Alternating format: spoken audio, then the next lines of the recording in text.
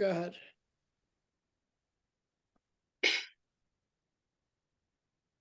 everyone, my name is Amog Prakash. I'm one of the members of Fooditude. First, I would like to thank you all for joining us in one of our many food talk presentations. Before we start, I'd like to talk a little bit about our initiative, Fooditude. Fooditude is a holistic health alliance project under the Youth Brigade initiative. With diseases like obesity and diabetes on the rise in our country effectively becoming a pandemic, we must promote awareness of how we as a community can overcome this obstacle.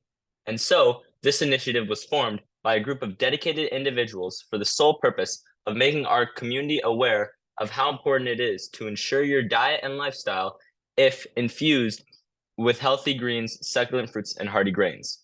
We do this by posting information on social media and our monthly food talks, such as the one today. And lastly, for anyone who finds this topic particularly interesting, we would ask that you get in contact with us to join our team and help spread good eating habits. We are always on the lookout for more volunteers that could help us. Just as a disclaimer, I would like to mention that we are just presenting this information based on our research, and we are not professionals in these fields.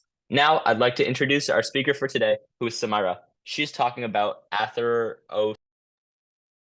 Hi, my name is Samaira Pai, and today I will be presenting a presentation about atherosclerosis, what it is, and what we can do to better treat it. Wait, should I say it again?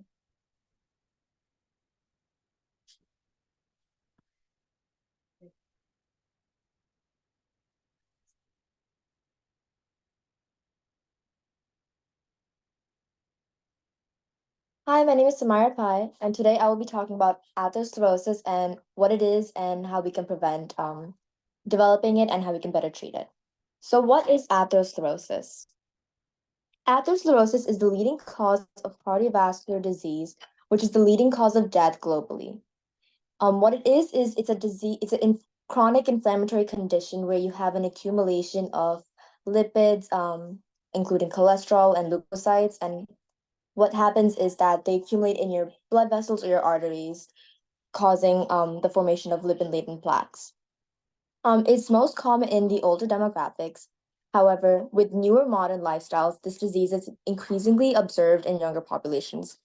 Previous studies show that men are more susceptible to developing atherosclerosis than women are, and it begins at the age of 45 or earlier. In women, it is more commonly observed at the age of 55, and it is inferred that this is due to more involvement of estrogens in metabolizing the cholesterol and low-density lipoproteins. Age, genetics, a lack of adequate sleep, smoking, and a lack of physical activity are all shown to play a role in inducing atherosclerosis. Nearly half of Americans are unaware that they have atherosclerosis, and it's often diagnosed late after your blood circulation has been disrupted or following a potentially fatal and sudden cardiovascular disease event. So how is atherosclerosis developed? So as previously mentioned, it occurs in your blood vessels or your arteries. So this is an example of it occurring in your blood vessel.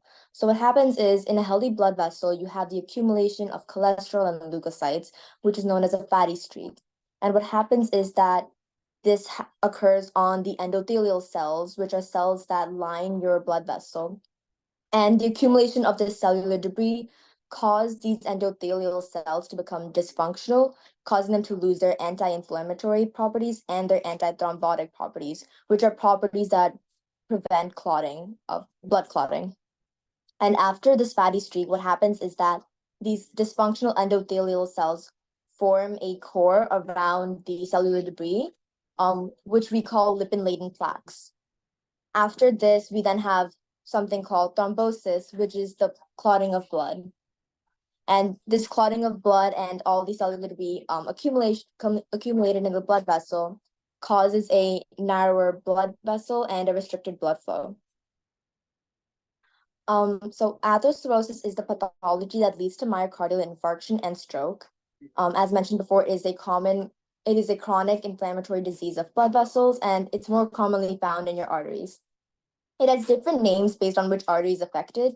Some examples being coronary artery disease, peripheral artery disease, and carotid artery disease. Plaques are formed, as mentioned before, from the accumulation of cholesterol and leukocytes in the inner wall of your vessels. And this process instigates the formation of lipid-laden plaques. So how can we treat atherosclerosis? Ways to treat atherosclerosis are, for one, physical activity. It has been shown in previous studies that regular aerobic exercise can help fight atherosclerosis by reducing the amount of fat in your blood, lowering your blood pressure and cholesterol, and controlling your weight. Exercises such as brisk walking, swimming, and bicycling are all good choices in helping you combat atherosclerosis.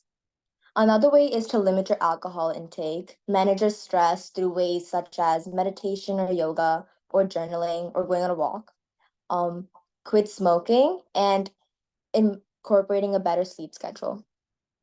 And a huge part of this, of combating atherosclerosis, is changing your diet. So you should always choose foods that are whole grain or high fiber. You should limit your saturated fat intake to less than 7% of energy and your trans fat to less than 1% of energy. And in addition to that, you should reduce your cholesterol to less than 300 milligrams per day. Consuming lean meats and vegetables are always a good idea, and reducing your salt intake in any foods that you can is also a good idea. It has also been suggested that increasing your consumption of whole foods is very beneficial. This includes blueberries, strawberries, cranberries, raspberries, blackberries, and anything else you can think of. Dairy is also shown to be good in combating atherosclerosis, but foods that are less in fat, of course. So fat-free, 1% fat or low fat of milk, yogurt, cheese, or fortified soy beverages. Another way to combat atherosclerosis is minimizing your consumption of partially hydrogenated fats. And what hydrogenated fats are just trans fats, but a different way to say it. Another method is to reduce your consumption of beverages and foods with added sugars, such as sodas, candies, and any other junk food that you might think of. And another way is to consume more potassium-rich foods. This includes bananas, oranges, spinach, sweet potatoes, and etc. Other foods include beans, fish, tomato products, and onions, and leafy greens.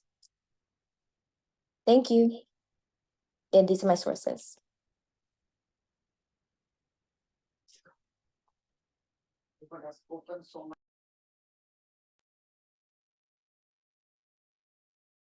Yeah, that was really good. Does anyone have any questions?